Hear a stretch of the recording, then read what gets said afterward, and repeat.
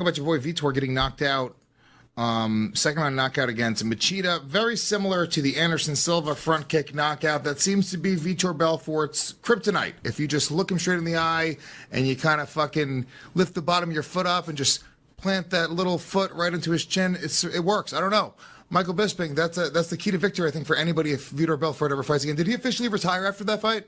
He did, right? Well, he did a weird thing. Every fight, every story has a beginning, a middle, and an end. He said that about 3 times. Like, yeah, we fucking get it. We're not in English class, buddy. I think he retired. He took his gloves off. He took his gloves off and left them on the floor. Generally, that signifies a retirement. So, yeah, Vitor Belfort, I believe, is done. That fight, yeah, listen, both guys were being kind of hesitant. There's a lot of pressure. In a fight like that, 2 Brazilians fighting in Brazil, Rio de Janeiro, both former champions, I knew that fight, they would be very tentative because, there's a lot at stake, a lot of national pride. Obviously, Vitor lost a few fights recently. Machida lost a few fights recently as well. Yeah. Both in the last fight, though, so mentally they might have a bit more confidence. But what kind of happened was, Belfort was kind of hypnotized. They were both stood in front of each other, waiting for the other person to strike so that they could counter or whatever. A lot of pressure in that scenario. Both former champions, both Brazilian, fighting in Rio de Janeiro. Nobody wants to fuck up. They both lost their previous few fights. All right, they both won their very last fight. They both won. Prior to that, they were both on a losing streak. So, it was a high-pressure situation. Belfort found himself just kind of standing just outside of the pocket, kind of staring at Machida, and boom, Machida landed a beautiful kick like he did to Randy Couture back in the day. And it was a beautiful kick, it really was. But if you stand in front of your opponent like that, you kind of are asking for that. Now, of course, not everybody can deliver that kick with that precision, that speed, and that power. Machida has built a career almost using that kick. So, beautiful work. He knocked out Randy Couture with that kick, too. Yeah. Exactly, yeah. Knocked him out, put him flat on his back, and then just kind of stood there, did a bow. Very, very classy from Machida. Machida's always been a class act. He really is the epitome of a true martial artist. So, apart from that little fuck up with the steroids, we'll forget about that. I'll give you a pass, whatever. You serve your suspension, time done, whatever. We'll leave it there. But, very, very impressive. Good job. Of course, it wouldn't be a UFC event without somebody calling me out. So Machida joined the long list of people in the last week to call me out. So Gokhan Saki, Machida, Derek Brunson, Luke Rockhold. I'm sure there's many more, but, I'm bored with it, so I'll lose count. But, yeah, job well done. Good stuff. Is there any? Were you satisfied watching Vitor lose like that at this point, or not? Because you say before you're rooting for Kelvin Gastelum because he's the last guy to beat you. With your history with Vitor, obviously you have the loss to him. Is it more satisfying to watch him lose like that, or do you kind of want to see him be more competitive? No, it's very satisfying to see him lose, if I'm honest. I don't care for the guy. I think he's built a career on being a cheat. The amount of insane steroids that he's done over his life, over his career, is evident to see. I mean, you go back and look at him in his early career, the guy was insanely jacked when we thought he was insanely jacked, and now you look at him and he looks like a fucking beat-up old man. And he's getting knocked out like so, and he's performing like so. When he was juiced out of his mind, just fucking tearing through everybody. So and then he has the hypocrisy to go out there and talk about being a good person and this and that. The guy's a cheat. The guy has no honor. So yeah, no.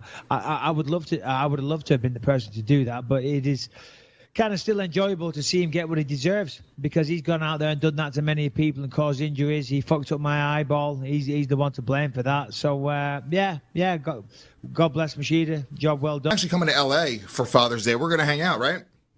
When is Father's Day again? Remind me, because don't tell me it's on the time I'm coming to New York. I'm coming to New York probably the week of the 28th. When are you coming? Of May? Yeah. Okay, no, this is June 19th. It's Father's Day. Oh, okay, good. 17th. Yeah, no, for sure we'll hang out. I'll be here. I'm around. Come and see me. Step into my office. I'm going to come out and you're going to train me a little bit for this fight that I have coming up against Ryan O'Neal. Talking of which, I did see you doing some training in what appeared to be a tennis court. No. Or a basketball court. No. Basketball court? Handball court. A fucking all right, well, whatever. You were going to say badminton? Really? Basically, badminton. You were going to say badminton? Because there's no badminton courts in New York City. I'm like, wow, I'm surprised. Lewis is frequenting the local badminton courts.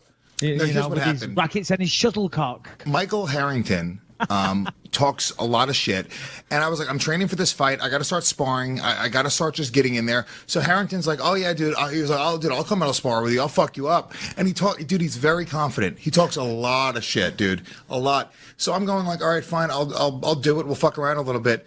And he has no idea what he's doing. I don't really know what I'm doing either, but he's like a fucking child. Will you play some of the video, Shannon? Can we play the video for these people? Because I'm scrolling Instagram, having my morning coffee like you do. And then, I see Lewis.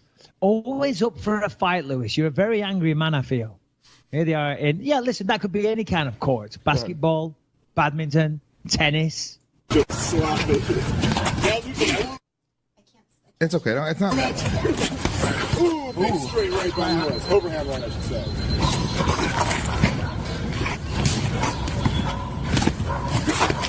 Oh, man. Big butts, huge body. Did you see me fake the right and then throw the combo to the body?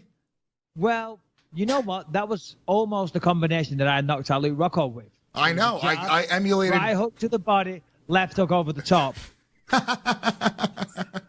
It was. I noticed that Dave Smith is in the background commentating. Yeah, he was. So look, and that was also, by the way, third round. I'm out of shape. I'm trying to get back into shape. Harrington, don't make a fucking face. I wouldn't be proud that it got to the third round against Harrington. No offense, Harrington. You're a great producer. It didn't get to the third round against Harrington. We alternated opponents. So Harrington came in fresh. I was getting new, fresh opponents. I was just alternating, baby. Harrington, when I come to New York, I will have your revenge. I will put Lewis on the floor in the same fashion that he put you down. With a body shot, you'll get up the next day, Lewis. You'll be fine. But we got to do this. I can't wait. I'm very excited. By the way, I really will spar with you. I really mean this. When you come to New York, we'll tape it. I want to see what I can do. And here's the thing. You have everything to lose, Michael Bisping.